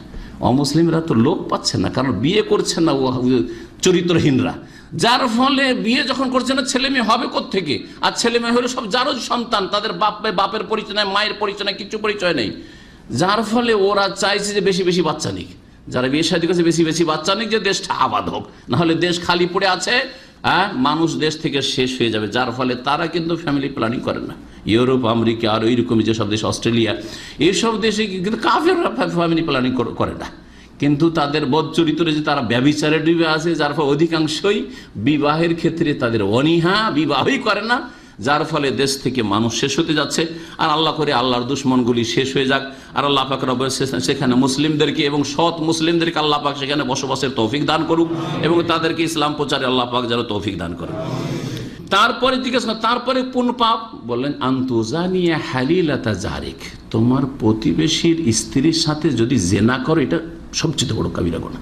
শিরকের পরে, খুন করার পরে বড় কাবিরা গুনাহ হচ্ছে প্রতিবেশীর স্ত্রী বা মেয়ের সাথে, বোনের সাথে ব্যভিচার করা। আরে ব্যভিচারই কাবিরা গুনাহ। তার মধ্যে যদি ব্যভিচার প্রতিবেশীর ঘরে হয়, আর প্রতিবেশীর ঘরের বেশি এইসব ঘটে থাকে, কারণ ছাদওয়ালারা ছাদওয়ালাদের ছেলেরা, যুবকরা কি করে, ছাদের উপরে গিয়ে লাইন দেয়। হ্যাঁ, এক ছাদ থেকে আর এক ছাদে, ওই ছাদে মেয়েটা উঠে চাই ছাদে, ছাদ থেকে ছাদে ওদের প্রেম চলছে। হ্যাঁ, যখন মোবাইল, আজকাল মোবাইল হয়ে যাওয়ার পর দরকার হয় না, কিন্তু আমরা যখন আমাদের যুগটা ছিল, সেই যুগে যারা এইসব অসৎ কাজ করতো তারা তো আর মোবাইল পেত না, এমনকি বাড়িতে তো ল্যান্ড টেলিফোন পর্যন্ত ছিল না। হ্যাঁ, তাহলে কি একটু চিঠি লিখে, স্কুলে গিয়ে চিঠি লিখে বইয়ে ঢুকিয়ে দিয়েছিল, আসলে এইসব অসৎ কাজ করতো। আর না হইলে হ্যাঁ, ওই ছাদের ওপর থেকে চোখ মারামারি করছে। জি হ্যাঁ, এটা তো দূরের লোকের সাথে করতে পারছে না। হ্যাঁ, দূরের কারো মেয়ের সাথে করতে পারছে না, ওই প্রতিবেশীর সাথে। হ্যাঁ, অথবা আর একটা দিক রয়েছে, দেখেন দূরে কোনো লোক কখন বাড়িতে থাকে আর কখন থাকে না, দেশে আছে না বিদেশে আছে না সফরে গেছে, সব খবর রাখেন না, কিন্তু প্রতিবেশীর সব খবর আছে। এই সময় থাকে, এই সময় থাকে না পুরুষ লোক, এই সময় মহিলা একাই থাকে বা তার মেয়েরা একা থাকে, এরা এখন বাজারে গেল, মা বাজারে গেল, স্বামী স্ত্রী বাজারে গেল, সাবালিকা মেয়ে বাড়িতে আছে, সব খবর রাখে। এই ক্ষেত্রে জেনার সুযোগ সুবিধা অসৎ লোকেরা বেশি পেতে পারে, এই জন্য বড় কাবিরা গুনাহ। তারপরে খেয়ানত, যার যত বেশি হক আপনার রয়েছে তার হক আপনি নষ্ট করলেন, এই জন্য বড় কাবিরা গুনাহ হচ্ছে প্রতিবেশীর ঘরে জেনা করা। আল্লাহ পাক জানে সমস্ত থেকে মুসলিমদের হেফাজতে রাখেন।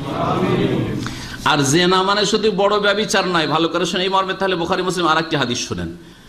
নবী করিম সাল্লাল্লাহু আলাইহি সাল্লাম থেকে আবু হুরায়রা রাদিয়াল্লাহু তাআলা আনহু বর্ণনা করছেন, ইন্নাল্লাহ কাতাবা আলা ইবনে আদম হাজ্জাহু মিনাজ জিনা, আল্লাহ পাক রব্বুল আলামিন বান্দার উপর জিনা বিধিবদ্ধ লিখে রেখেছেন।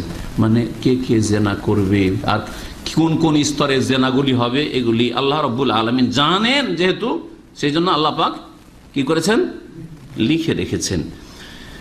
আদরাকা যালিকা লা মুহাল্লা, এইরকম হবেই, কারণ আল্লাহর ইলমের খেলাফ হবে না। আমি যদি একটা ভবিষ্যৎবাণী করে দিলাম ঢেল শোনার মতো, যে আগামী 50 বছরে দেখবেন যারা বেঁচে থাকবেন যে কিয়ামত হয়ে যাবে, আর 50 থেকে 60 হয়ে গেল কিয়ামত হইল না, তাহলে 50 বছর পরে যেসব লোকেরা পৃথিবীতে থাকবে তারা বলবে কি না যে শেখ মতিউর মিথ্যু, ঠিক না? যেমন এক বক্তা, অনেকে মনে করছে যে সহি আকীদার লোক, বলছে যে যদি আপনারা বেঁচে থাকেন তো ইমাম মেহেদীকে পেয়ে যাবেন, আমিও পেয়ে যাব। সুবহানাল্লাহ, কি করে জানলো যে ইমাম মেহেদীকে পেয়ে যাব? আর তারপরে কিয়ামত খুব কাছে চলে আসছে, পৃথিবীর বয়স যদি থাকে বলছে 60 থেকে 70, এটা বা কি করে জানলো? আরে নবী জানেন না, বলছেন জিবরাইল কারি, কি করে জানলো ইমুল্লাজি? আউযুবিল্লাহ, হ্যাঁ সহি আকীদার লোক বলছে এক শ্রেণীর মূর্খ লোকেরা, ভ্রান্ত কথা। তো কথা হচ্ছে, আমি যদি আজকে বলি ভবিষ্যৎবাণী কোনো ক্ষেত্রে, আর সেটা যদি দেখা যায় যে না বাস্তবে হইল না, তাহলে আমাকে সত্যবাদী বলে মিথ্যুক বলবেন? মিথ্যুক বলবেন। তো আল্লাহ রাব্বুল আলামিন লিখে রেখেছেন, আল্লাহ সব জানছেন। যদি আল্লাহর ইলমের খেলাফ হয়ে যায় তাহলে আল্লাহ তার মানে জানেন না, আল্লাহ তুমি যা বলেছো তা তো হয়নি, ঠিক না? তো মানুষ এই কাজগুলি করবে, আল্লাহ জানেন কোন কালে করবে, কোন তারিখে করবে, কোন সময় করবে, কোন দেশে করবে, কোন বাড়ি থেকে এগুলো হবে, সব আল্লাহ জানে। ফাজেনাল আইনে বিভিন্ন রকমের জেনা রয়েছে, তার মধ্যে ফাজেনাল আইনে চোখের জেনা হচ্ছে আন্নাজরু, দেখা, এক যুবকের আরেক যুবতীর দিকে, পুরুষের আরেক মহিলার দিকে দেখা, নজর দেওয়া, এটা হচ্ছে জেনা। ওয়াজেনাল লিসানে আল মান্তিকু, আর কথার জেনা হচ্ছে কি করা, হ্যাঁ জবানের জেনা হচ্ছে, জিহ্বার জেনা হচ্ছে আলমা, কথা বলা, এই প্রেম আলাপ। হ্যাঁ, একটা মিস কল পেয়ে গেছে, একটা মেয়ের আওয়াজ, তখন দিল কল শুরু করে দিল, অথবা এমনিতে এলো পাথাড়ি কল করে। আজকাল অসৎ লোকেরা কি করে, অসৎ ছেলে মেয়েরা আজকাল এলো পাথাড়ি কল করে, আপনারা অনেকেই জানেন। রাত 12টা, 1টা, 2টো, 3টেতে, রমজান মাস, আউযুবিল্লাহ, কোন এক সময় মনে আসছে রমজান মাস আর রাত 1টা থেকে 2টো হবে, সেই সময় এক মহিলা কল দিচ্ছে, আর কিছু বলছেন শুধু হ্যালো হ্যালো হ্যালো। আবার পুরুষ তো এরকম তো বহু, হ্যালো হ্যালো হ্যালো। ও দেখতে চাইছে যে কার আওয়াজ, মহিলার আওয়াজ হলে পুরুষ শয়তান শুরু করে দিবে, তখন দুষ্টামি শুরু করে দিবে। এই জেনা, কথার জেনা বহু, লিখিতভাবে হোক, চিঠি লিখা অথবা টেলিফোন যোগাযোগ করে প্রেম করা। আজকাল প্রেম করাটা এমন হয়ে গেছে, স্কুল কলেজ ইউনিভার্সিটিতে প্রাইমারি থেকে শুরু হয়ে গেছে প্রেম করা। জি আউযুবিল্লাহ। এগুলো হচ্ছে সবগুলো হচ্ছে জবানের জেনা। নবী করিম সাল্লাল্লাহু আলাইহি ওয়াসাল্লাম বলেছেন। তাহলে পাশের বাড়ির কোন মেয়ের সাথে যদি আপনি অতিরিক্ত কথা বলেন, মহিলার সাথে অথবা তার মেয়ের সাথে, আপনার ছেলে গল্প করে, দেখা সাক্ষাতের চেষ্টা করে, এগুলো জেনা না? জেনা, এগুলো জেনা। নবী সাল্লাল্লাহু আলাইহি ওয়াসাল্লাম বলেছেন ওয়ান নাফসু তামান্না ওয়া তাশতাহি, আর মানুষের মনও জেনা করে। মানুষের মনও জেনা করে, কি মনটা চাই ওর সাথে একটু কথা বলবো, ওকে একটু দেখবো, সুযোগ নেব। রাস্তায় দাঁড়িয়ে থাকে, কুকুরের মতো দাঁড়িয়ে থাকে, শুকুরের মতো দাঁড়িয়ে থাকে এক শ্রেণীর ছেলেরা, স্কুল কলেজের বা এমনিও বখাটের ছেলেরা।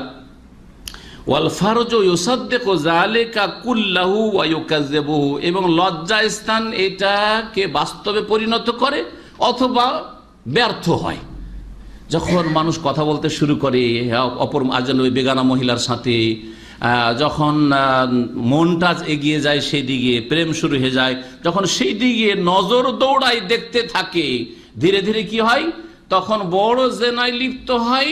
যদি সে এই পাপ করাই যদি নিজেকে মনে করে আমি আমার স্বার্থ হাসিল হয়ে গেছে, আর না হলে ব্যর্থ হয়, দুটোর একটা হয়। আল্লাহ পাক রব্বুল আলামিন এই সবগুলিকে জেনা বলেছেন। নবী করিম সাল্লাল্লাহু আলাইহি ওয়াসাল্লামের বুখারী মুসলিমের হাদিস। 7 নম্বর প্রতিবেশীর হক হচ্ছে যে যতটা পারেন অল্প হইলেও পাড়া প্রতিবেশীকে কিছু উপঢৌকন দেওয়ার চেষ্টা করবেন। গোস্ত হয়েছে বাড়িতে, একটু টুকরো দিয়ে দিলেন। নবী সাল্লাল্লাহু বলেছেন যে ঝোল যখন করবে একটু বেশি করে ঝোল করো। ও তাহাদ জিয়ে রান্না, প্রতিবেশীর খোঁজ খবর বেশি দিতে পারলেন না, 2 টুকরো গোস্ত দিলেন, একটু ঝোল বেশি করে দিয়ে দিলেন। আরে ডাল দিলেন, অসুবিধাটি কি? আপনার বাসায় ডাল হয়েছে, পাশের বাসায় জিজ্ঞেস করলেন যে ডাল হয়, ডাল তো হয়নি, তো ডালই দিলেন, ওটাও একটা হাদিয়া হইল। এতে হয় কি, মানুষের মহব্বত বাড়ে এবং অন্তরে কোনো রকমের যদি ভুল বুঝাবুঝি থাকে সেটা দূর হয়। আর এই মর্মে হাদিসগুলি রয়েছে। সময়ের স্বল্পতার জন্য আল বলবো না, কারণ সময় আমার শেষ হয়ে চলে গেছে। 8 নম্বর হক হচ্ছে যদি আপনার প্রতিবেশী অমুসলিম হয়, ইসলামের দাওয়াত দেবেন। যদি সে ফাসেক গুনাহগার হয়, আধা নামাজি, বেনামাজি, অসৎ, তাহলে তাকে কি করবেন? ইসলামের সহি ইসলামের পূর্ণ ইসলামের দাওয়াত দেবেন, নামাজের দাওয়াত দেবেন, আখলাক চরিত্রের দাওয়াত দেবেন ইত্যাদি। যদি বিদাতি হয়, মাজার পূজারি, পীর পূজারি, বিদাতি, মিলাদি, হালুয়া রুটি খাওয়া সাহাবাত এইরকম বেদাতি, তাহলে তাকে বিদাত মুক্ত হয়ে সুন্নতের অনুসরণের দাওয়াত দেবেন। তাহলে 3 শ্রেণীর লোককে দাওয়াত, অমুসলিমকে দাওয়াত দেবেন, যারা মুসলিম সমাজের ফাসেক, ফরজ ওয়াজিব আদায় করেন বা হারাম নাজায়েজে লিপ্ত, তাদেরকে সঠিক ইসলামে, পূর্ণ ইসলামের দাওয়াত দেবেন। যারা শিরক বিদাত করে ধর্মের নামে, তাদেরকে তাওহীদ সুন্নতের দাওয়াত দেবেন। নবী সাল্লাল্লাহু আলাইহি ওয়াসাল্লাম ইহুদি ছেলেকে দাওয়াত দিয়েছেন, সহিহ বুখারীতে হাদিস রয়েছে। পাশে এক বাড়িতে, ইহুদির বাড়ি, অসুস্থ হয়েছে ছেলেটি, নবী সাল্লাল্লাহু আলাইহি ওয়াসাল্লাম চলে গেলেন ছুটে, নবী ছুটে চলেছেন ইহুদির ছেলেকে দেখতে গিয়ে বললেন কেমন আছো ইত্যাদি বলার পরে বলছেন যে তুমি কলমা পড়ে না, আশহাদু আল্লা ইলাহা ইল্লাল্লাহ বল। তখন বাপের দিকে তাকাচ্ছে যে বাপ যদি একটু গ্রিন সিগন্যাল দেয়, যদি একটু ইশারা করে, তো আমি ইসলাম কবুল করে নিব।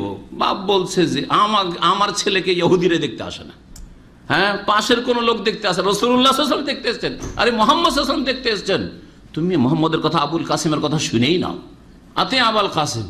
সাথে সাথে ছেলেটি কালেমা পড়ে নিল, পেরি মুহাম্মদ রাসূলুল্লাহ। অত্যন্ত খুশি হইলেন, আর খুশি আলহামদুলিল্লাহিল্লাযী আনকাযা মিনান নার, সে আল্লাহর শুকরিয়া আদায় করছি, সে আল্লাহর প্রশংসা করছি যে আল্লাহ এই ছেলেটিকে জাহান্নাম থেকে রক্ষা করলেন। এই শেষ কানে কালেমাটা পড়ে একটু পরে মারা গেল ছেলেটি, একটু পরে ছেলেটি মারা গেল। এই হচ্ছে নবী সাল্লাল্লাহু আলাইহি ওয়াসাল্লামের চরিত্র। 9 নম্বর বলেই শেষ করে দেব, সেটা হচ্ছে আরো বেশ কিছু হক রয়েছে, কিন্তু এখানে ক্ষান্ত করছি। সেটা হচ্ছে পাশের লোকের আরেকটি হক হচ্ছে, যদি আপনি জমি জায়গায় বিক্রি করেন তাহলে তাকে জানাবেন। ভিটে মাটি বিক্রি করছেন, জানাবেন যে ভাই এটা আমি বিক্রি করে চলে যাব, যদি আপনি কিনেন তাহলে আর কাউকে দেবো না। কারণ হতে পারে যে এমন লোক কিনে নিল দূরে, যে অসৎ লোক, তার আপনার প্রতিবেশীকে কষ্ট দেওয়া শুরু করলো, যেটা সে চাই না যে আমার প্রতিবেশী এরকম খারাপ লোক হোক, শুধু তাকে জানাবেন। জমি জায়গায় একই মাঠে পাশাপাশি জমি আছে, তাহলে বলবে যে ভাই এই জমিটা আমি বিক্রি করবো, আপনি নিলে নিতে পারেন, আর না হলে আমি যে কোনো লোক কাস্টমার পেলে বিক্রি করে দেবো। পাশাপাশি দোকান আছে, বলবেন যে ভাই আমি এই দোকানটা বিক্রি করবো, আপনি ইচ্ছা হলে নিতে পারেন।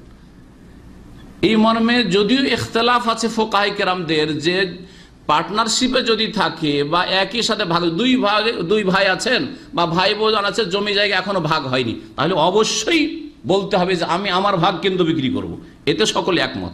কিন্তু যখন আইল সীমানা আলাদা হয়ে গেছে, আইল বুঝেন তো না, আইল সীমানা আলাদা হয়ে গেছে, আর তারপর রাস্তা আলাদা আলাদা হয়ে গেছে, বাড়িঘর সেপারেট সেপারেট ঘেরা আছে, প্রাচীর দেওয়া আছে, তখন বলা লাগবে কি লাগবে না? তারপরেও একদল উলামায়ে কেরাম বলছেন যে না, বলতে হবে, প্রতিবেশীর এটা হক।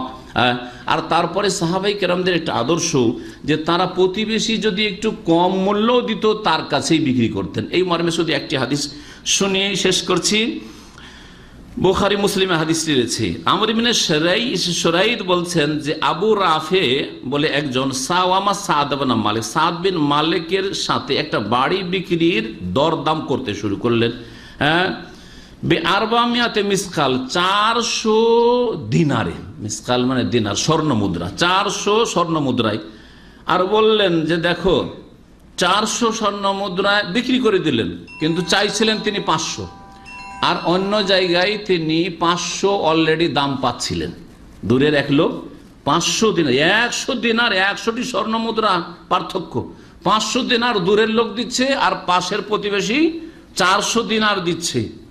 বলেন যে দেখো, যদি আমি নবী করিম সাল্লাল্লাহু আলাইহি ওয়াসাল্লামের কাছে এই হাদিস না শুনতাম তো 100 দিনার, 100 রিয়াল নয়, স্বর্ণের টাকা তখনকার যুগে, এই স্বর্ণ মুদ্রা 100 কমে তোমার কাছে আমি বিক্রি করতাম না। বলছেন যে লাউলা আন্নী সামিআতু নবী সাল্লাল্লাহু আলাইহি ওয়াসাল্লাম ইয়াকুল, যদি নবী করিম সাল্লাল্লাহু আলাইহি ওয়াসাল্লামকে আমি এটা বলতে না শুনতাম যে আল জারু আহাক্কু বিসাকাবি, প্রতিবেশী তার পাশের যে জমি জায়গা বা ভিটে মাটি রয়েছে সেটার বেশি অধিকার রাখে। এটা নবীর কথা সাল্লাল্লাহু আলাইহি ওয়াসাল্লাম।